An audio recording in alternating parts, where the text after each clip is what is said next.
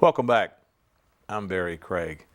Every 2 years since 2011, the Aspen Institute has recognized the top 10 community colleges in the United States, and every year this school has made the top 10. Let me read you what the Aspen Institute said about this school. From partnering with local organizations, outreach to minority students, to maintaining programs that allow students to earn college credit while completing high school, WKCTC's ongoing dedication to improving lives beyond their own doors is remarkable. My guest today is Chevene Duncan-Herring, who is the Diversity and Inclusion Director. Welcome to the program. Thank you for having me. You came on board after I retired, I believe, so tell us a little bit about yourself. How did you're from Nashville. Yes. So how did you get to the River City? I was an adjunct faculty member for Hopkinsville Community and Technical College. Mm-hmm. I was teaching at the Fort Campbell Mm-hmm. Army Base, Mm-hmm. and happened to stumble up on a job opening for a student success coach at West Kentucky Community and Technical College, seeking an individual to work with dislocated workers Mm-hmm. in the area. I applied for the position, and I began my journey here at West Kentucky Community and Technical College in March of 2012. Mm-hmm. Mm-hmm.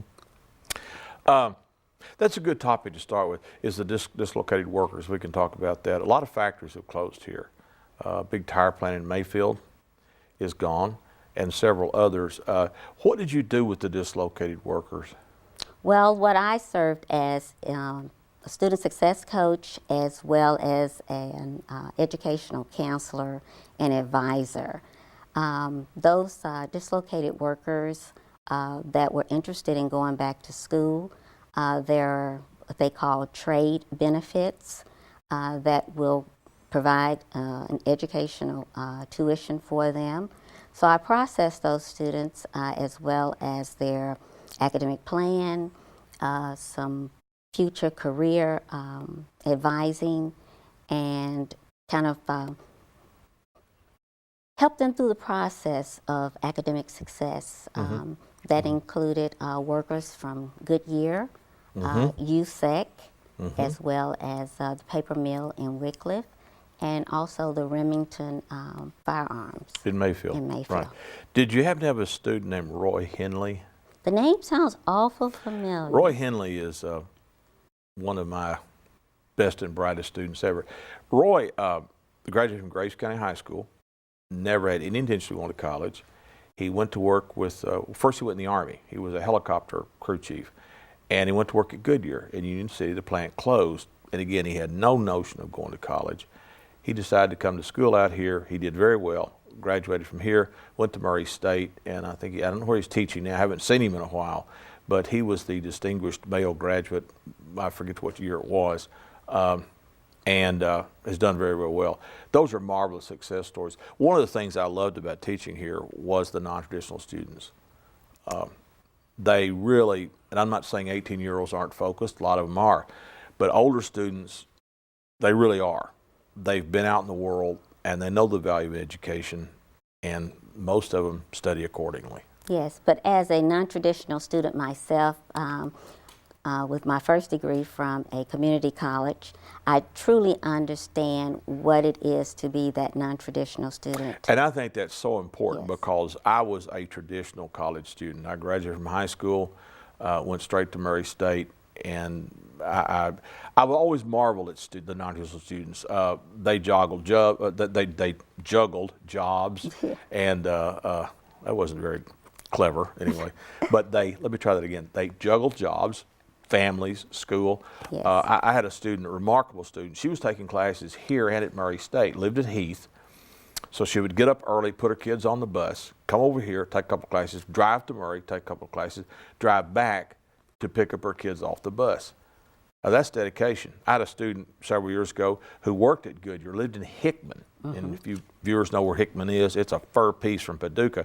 This guy worked a midnight shift. He'd get off at 8 o'clock in the morning, drive here to classes, and then drive home. I don't know how the guy did it, but it's remarkable how students persist, and my hat's off to those of you who are non-traditional students. Yes. It's I didn't know which end was up when I was 18, 19, 20, 21 years old, and it's just absolutely remarkable for that. So then you moved into the Minority Affairs Office. When was that? January of 2017. And I was long gone by then. Yes. Yeah, because I retired in 2013. So what's the difference between that office and the one you held previously?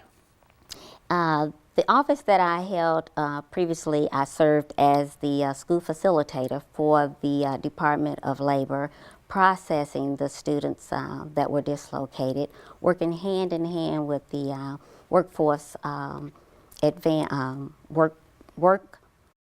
Investment Opportunity Act, WIOA. Right. And in this position, serving as the Director of Diversity and Inclusion, I pretty much serve the entire campus population. What I do here is promote recruitment and retention among the underrepresented population of students. Now retention, that's a really big issue. I came here in 1989. Left here in 2013. That was always a big issue. How do you keep students? So, in terms of retention, what is the main reason minority students, any student, leaves? Oftentimes there are factors, whether it be in their personal lives, jobs, sometimes struggling academically, don't know where they can get student support. There are just various reasons why students leave. So therefore, we do have faculty and staff here that truly care about maintaining and retaining students.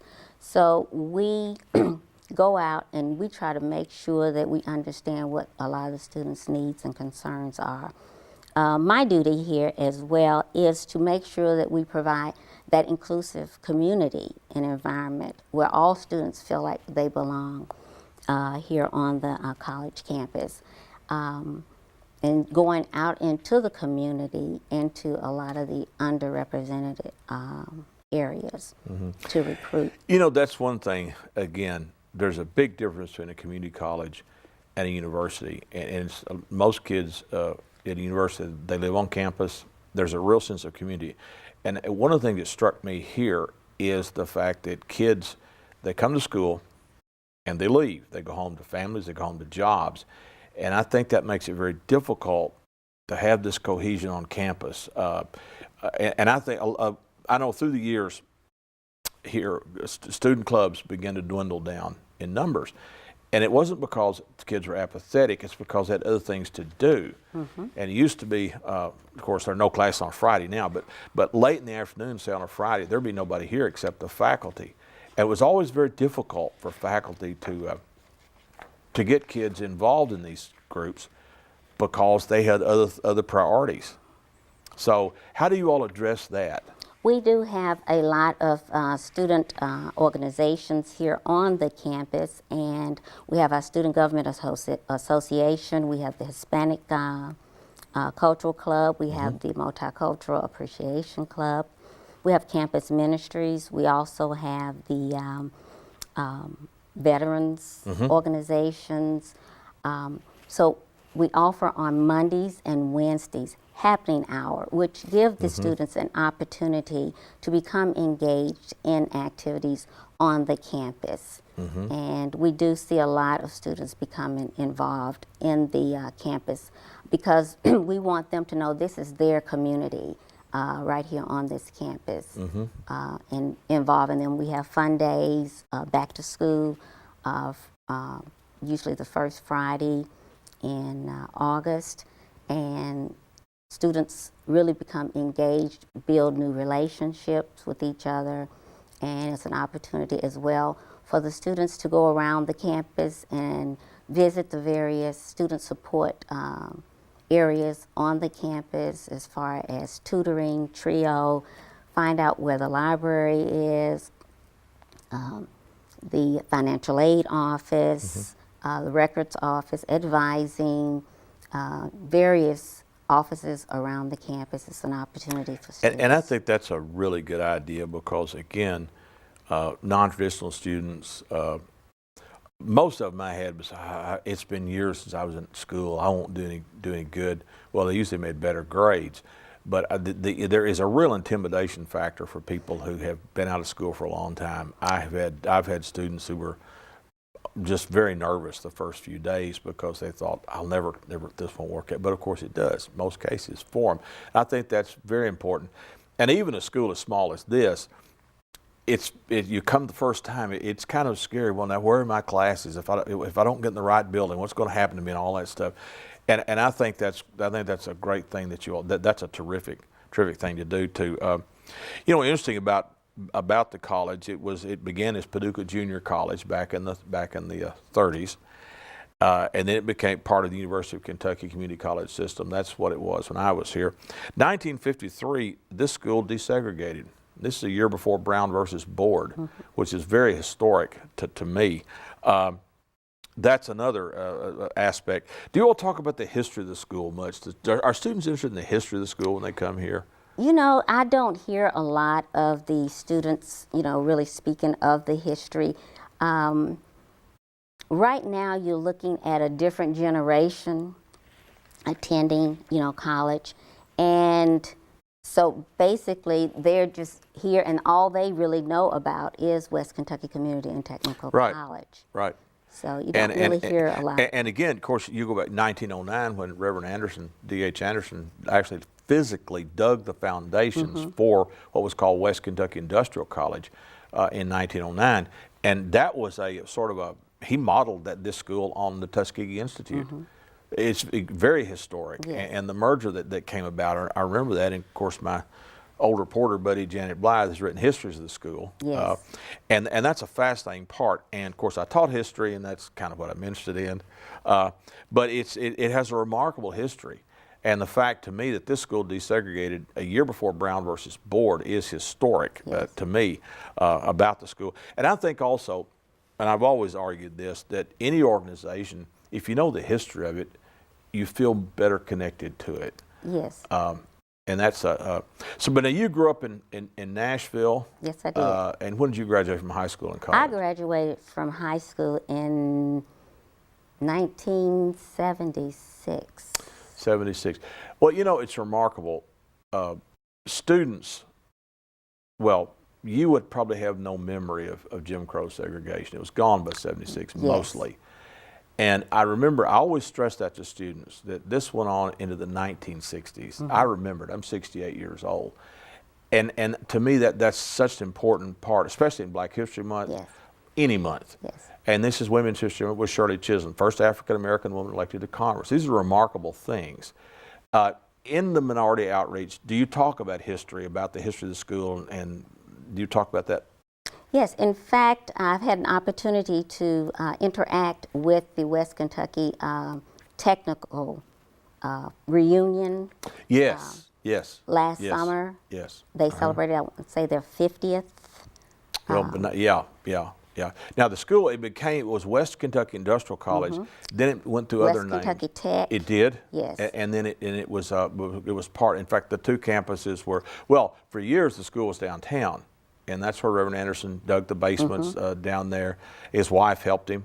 And then it moved out here, I can't remember when, but it was maybe in the 70s, maybe, I don't know. But anyway, there was a history. And then the two schools merged into the Community Technical College when KCTCS was created. They, of course, merged them. And we were part of the University of Kentucky. And it was funny. I remember kids really liked to have that UK thing on their diplomas. Yes. And I never thought about it. And when the schools merged, there was some controversy over whether or not we should go in with them. And I didn't realize, of course, I went to Murray State, but a lot of these kids said, well, I want that UK thing on my diploma. And I thought, well, I hadn't thought of that. And they did. And that's all part of the history of it. Anyway, continue on. I don't want to do all the talking here, So what are some of the activities that are coming up in the month of April and beyond? The month of April, we are having a children's sneaker drive, And the benefit of the stickers will be for the Scholar House children, which is one of the housing developments right behind the campus. It is. Yes. And I remember when they started that, Yes. it was funny. Of course, I kidded my students a lot, but I would always say, now, how many of you kids are living in the dorms? And look, what? So, yeah, the dorms. Oh, well. And they actually are. Yes. And you know, it's funny, it's kind of a walk, but then again, at university campuses, it's a walk from the dorms to Yes. the classroom building. That's a wonderful thing. How many students live in the Scholar House? Do you know? You know, I'm not really sure how many students are there, but the majority of the students attend West Kentucky Community and Technical College. So we have, you know, building partnerships all around the community. So we thought that it would be a great partnership to do a community effort and do a sneaker drive for the students there to promote health and fitness. So how will that work? Well, my office will be collecting the sneakers all month, and students, faculty, community can come in and donate the sneakers, and then we will So you go out and donate. buy the shoes and bring them? Individuals can and donate them, Okay. and then we will donate them to Scholar House for the That's children great. that live there. That's great. Yes. Yeah. What else do we have going on? We also have, it's called the Africa in Kentucky, which is an Africana dance troupe that will be here on the campus performing. And so that's open to faculty, staff, students, and community.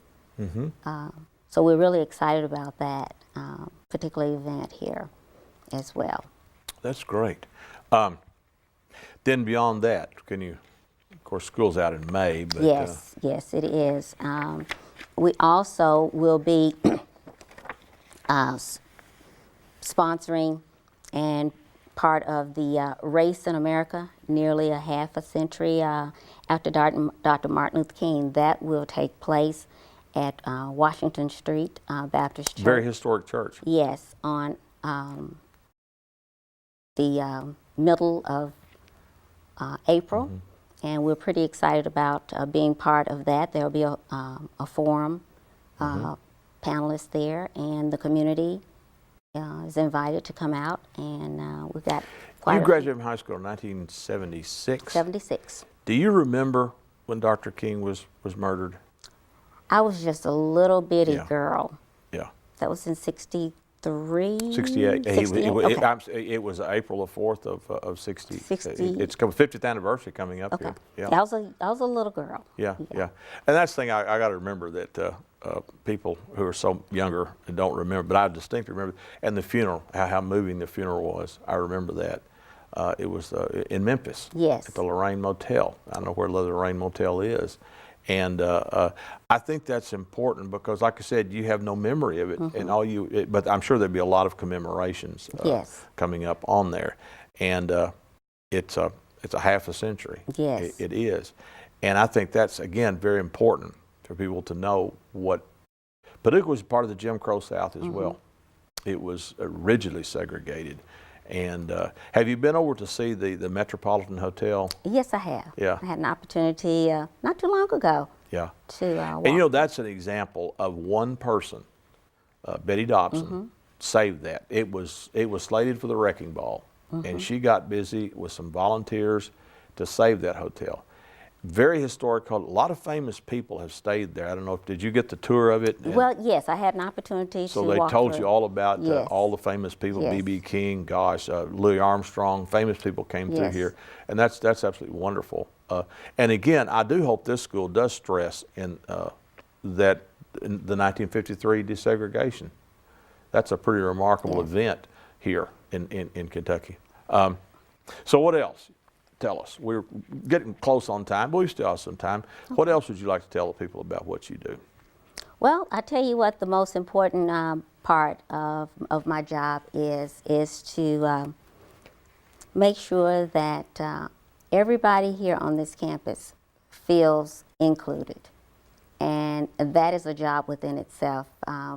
because we have various cultures here, and so we just want to make sure that everybody feels comfortable, and that way we are promoting, that academic success, as well as providing academic access. So those are the big components here, in building community partnerships throughout the Paducah community and surrounding counties.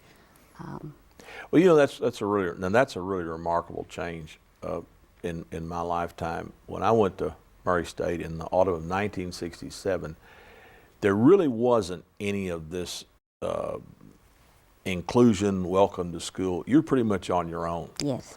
And I remember distinctly that there was the professors they came in, they lectured, and they left. And you never went to their office. You never spoke to them unless spoken to. There was this real, very rigid hierarchy, if you will. And when I came here in 1989, I was amazing how much closer the community college faculty is to the students. At Murray State, that's changed too. Kids are closer to faculty members. I didn't know any of my professors until I was in graduate school, because there was this, you could ask questions in class, but there was this invisible line. You didn't cross it. Yes. And I think and it was very intimidating, I think, to a lot of students. And I wonder how many kids decided to drop out because of this fear factor. I used to tell us the truth. I respected all of my professors. I was scared of half of them, because here these people were, and they orated, and it was something. And I think that's a really remarkable difference in colleges here. And if I know faculty, I'm sure it's still true. Kids are in my office all the time. Kids are in offices of all the professors. I call them kids because I'm 68. Everybody's a kid to me. But that's a remarkable difference. And the diversity, it's wonderful that what you all are doing for this. And I hope that continues, and I know it will. And that's got to be gratifying. I mean, you really are making a difference. But again, and I have to keep taking my hat off to those of you who are non-traditional students. Yeah. I really was in awe of so many of them. The first year I taught here, I had a night class, and of course, night classes can be kind of rough, especially if it's a 3-hour history class and you get some old guy lecturing for 3 hours. But I had students who came. One fellow was from the Paducah Power System, and I had people from the mall. They worked all day, and they came out here I think the class started at 6:30. I don't remember, but anyway. And toward the end of the semester, they'd already done the evaluations, and I just stopped one day and I said, my hat is off to you all. You worked all day, and you came out here, missed supper, most of you, to hear me go on about history. It's astonishing how they did that. And one fellow was a department manager at one of the department stores. He would leave 10 minutes early to close the store, and he would leave a tape recorder to get the last 10 minutes, and I would hand him when he came back the next week. I'd hand him the tape recorder. Now that's really wanting an education. Yes. And that's incredible. And again, I think that's wonderful that you all are doing that. What is the enrollment of the school now? Do you know? We are right at about 6,000. 6,000? Yes. Wow, I can't remember what it was when I left, but well, that's good that it's still growing. Yes. And I know that. Do you all still keep up with graduates? A lot of people who went to this school who did very well way back when. Do you all still keep it? I think that's one thing. Do you tell students that so and so is a graduate of community college? Yes, we do. In fact, we have WKCTC alumni association that we're trying to continue to grow. That's good. Here, and because it's important to continue to track the progress of our graduates, especially as the industries are changing, with the market of jobs and what they're doing, and trying to give them an opportunity to continue to give back to this Now, when I came here, the school, of course, at that time it was Paducah Junior College. The tech school, they had not merged, and a very high percentage of students were transfer students. Is that still the case? Do most students who come here, are they transfer students? That's coming into the college? Yeah. No, we have a lot of high school graduates and just non-traditional students Yeah. that pretty much are from the workforce. Yeah. Coming And in. of course, another program which I think was fascinating is this idea of the kids who they're in high school and they come out here, Yes. which they didn't have any of that when I was in school. Yes, they're and doing it's, that. And you all still have, I know, where kids in high school can take college credit. Yes, the dual Yeah, credit enrollment. that's amazing. Yes, it is. Our son did that. I think he'd had 6 hours. But kids go to Murray State and they're UK or wherever, and they're already almost a junior or Yes. sophomore rather by the time they get there, which is that's amazing. Yes. And I hope that people understand what this school is, and I know y'all do a good job of publicizing it, but it's remarkable. It is, and if I can brag on the TV studio, I like to do that sometimes. I think this studio is remarkable. It really is. It's a great pathway It of is. letting the community and beyond know what West Kentucky Community and Technical College is doing here in Paducah for the community and surrounding counties. And I doubt that many community colleges have a TV studio that's set up like this. I was surprised when I came here. I know there's a TV studio here, and I came in one day and saw named Bob Shy.